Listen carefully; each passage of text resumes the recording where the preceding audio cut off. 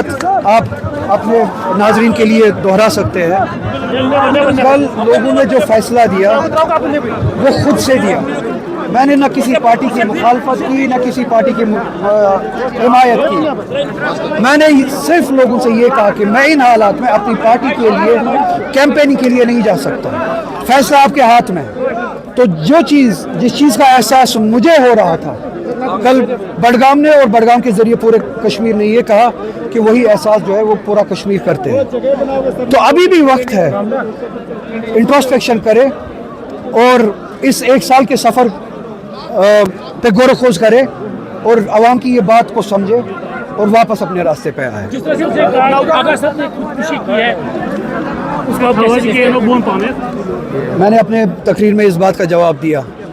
میں M L A بننے کے لیے پریشان نہیں ہوں اور بدقسمتی ہے کہ ان کی سوچ اتنی چھوٹی ہے کہ ان حالات میں بھی وہ صرف اتنا سوچ پاتے ہیں کہ کب اور کیسے ایم ایل اے بن سکتے ہیں. میں نے پہلے ہی کہا کہ میں اس اسمبلی میں جانا ہی نہیں چاہتا ہوں.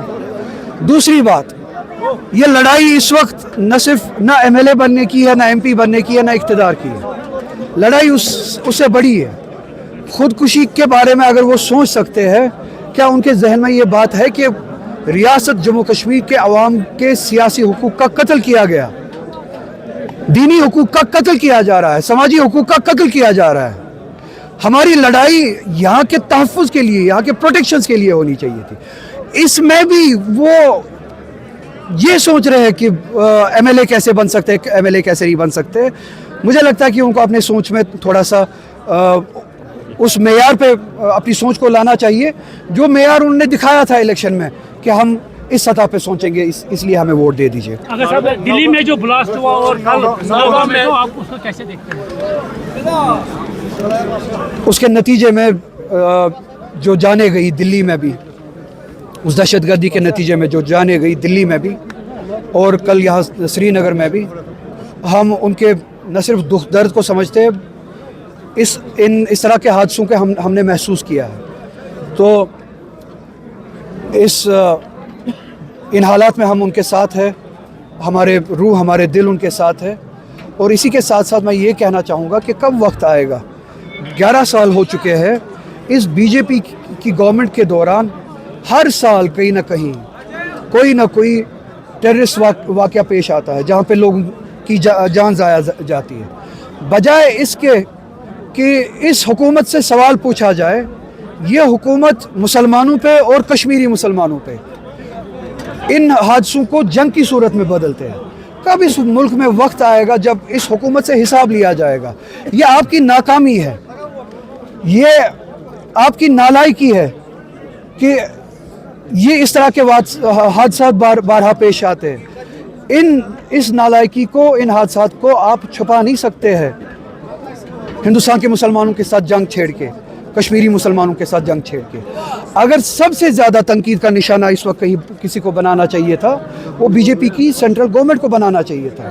اور اگر کسی کو اس وقت ریزائن کرنا چاہیے تھا وہ ان تمام عہدیداروں کو, پولیٹیکل سے لے کے نان پولیٹیکل ایڈمنسٹریشن میں, پولیس میں, سیکورٹی گریڈ میں, ان سبھی کو استعفیٰ دینا چاہیے تھا جو ان پوزیشنز پہ بیٹھے ہیں جن کی ذمہ داری ہمارا تحفظ ہے. آگے صاحب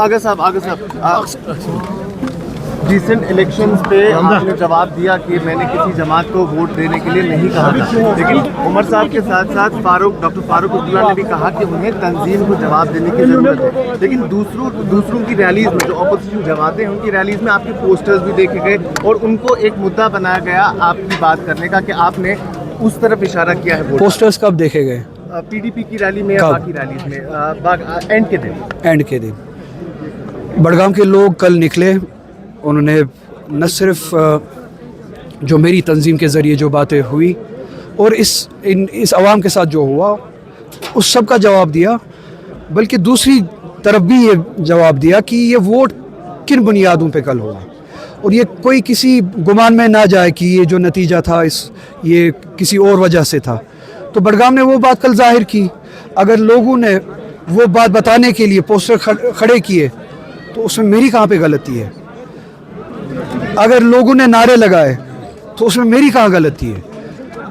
कश्मीर के लोग इसी तरह से बडगाम के लोग सोच और समझ रखने वाले लोग हैं, अपने वोट के मालिक हैं, अपने शऊर के मालिक हैं।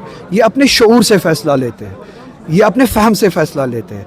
इनके फ़हम को, इनके शऊर को इतना छोटा नहीं करना चाहिए अपने सियासी मफाद के लिए।